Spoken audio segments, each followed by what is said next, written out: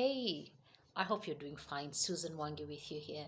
And today we are looking at early childhood experiences that we went through while we were young and still determine the way we behave today. And I am not just going to look at just any experiences. I'm looking at advanced childhood experiences. They are called ACEs. And these are traumatic events that have negative lasting effects on the health and well-being of a child, and at times they are carried forward not from whatever it is that was happening long time ago. We carry it with us to date, and that's why mostly um, I would say this is what causes toxic work environments in a big way. Why is it so? If you've gone through a traumatic event that you are not able to overcome or go beyond, at times it affects the way you behave, it affects everything you do, the way you react to things. So, what are some of the types of advanced childhood effects? Experiences that we have. One, there's abuse.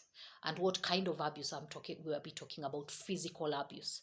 I know most of us, especially that were brought up in the African culture, beating of a child was normal. All right. Nowadays, such things have changed, but you find that there are those people who are being beaten so bad, such that physically they are able to associate the the physical aggression with power.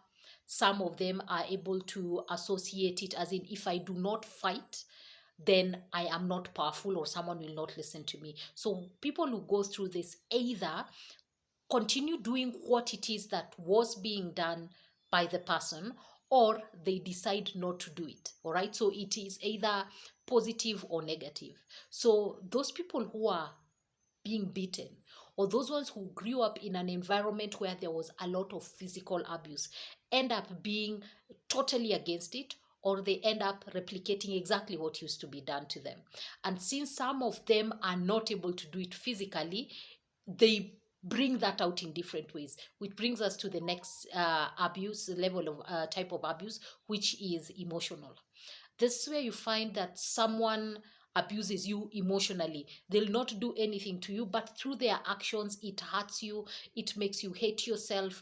Like now, for instance, if you are in a place where maybe you don't have food. All right. So, and they will make sure you're at a place where others are eating and you're not eating. You're just looking at them and there's nothing that you can do about it. So that leads to emotional abuse. So it is either you who went through the emotional abuse, or someone in your family, or you grew up in an environment where there was emotional abuse. And then the other abuse is sexual abuse, and this one is not, I cannot say it's only for men, it's also for only for women. It's both men and women, because people might have been raped, some of them might have been sodomized, and these things cling with us.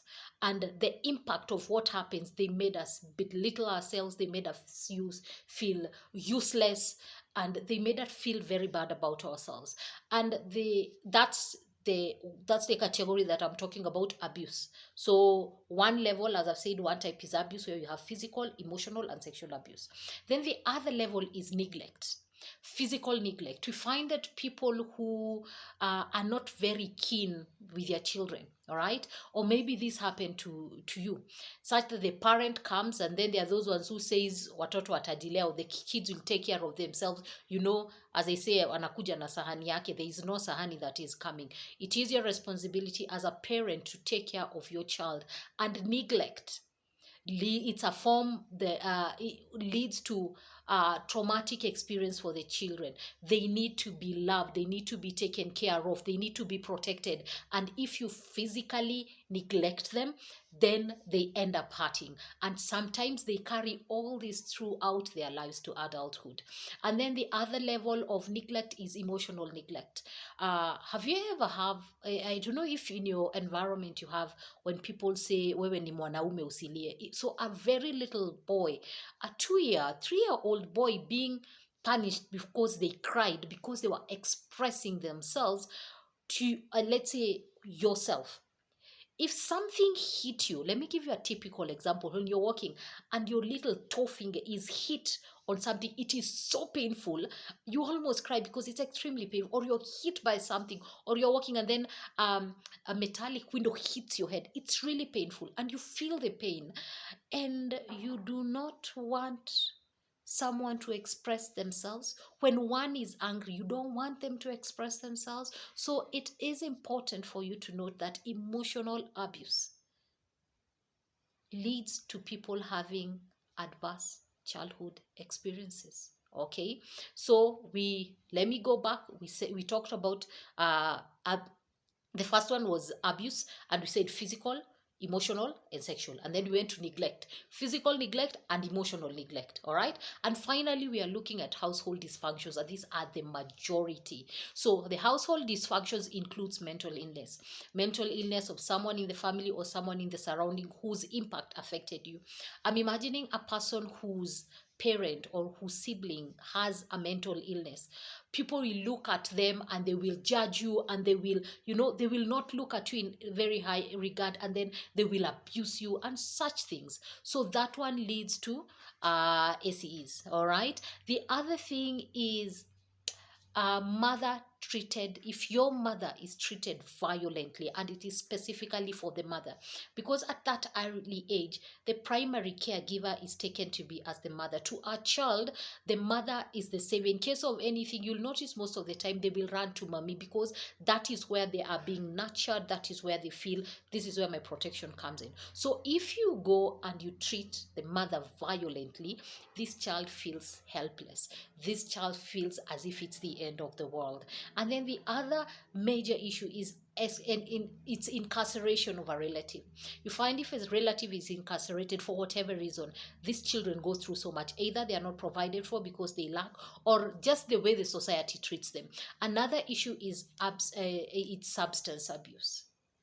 You can think about your environment. Were you brought up with by a parent who was abusing drugs, or whichever substance they were abusing? So that means most of the time, maybe let me use an example of alcohol. Someone will come home drunk. They will come and beat all of you up. They will come and destroy things. The way, the image they portray, you become the laughing stock of the community. People associate you with drunkenness, and these things hurt you as a child. And finally, divorce.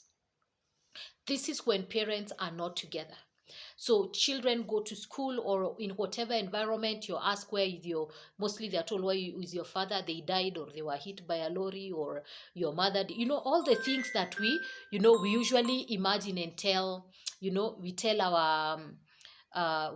our children. So for household dysfunctions, we are looking at mental illness and incarcerated parents, mother being treated violently, substance abuse, and divorce.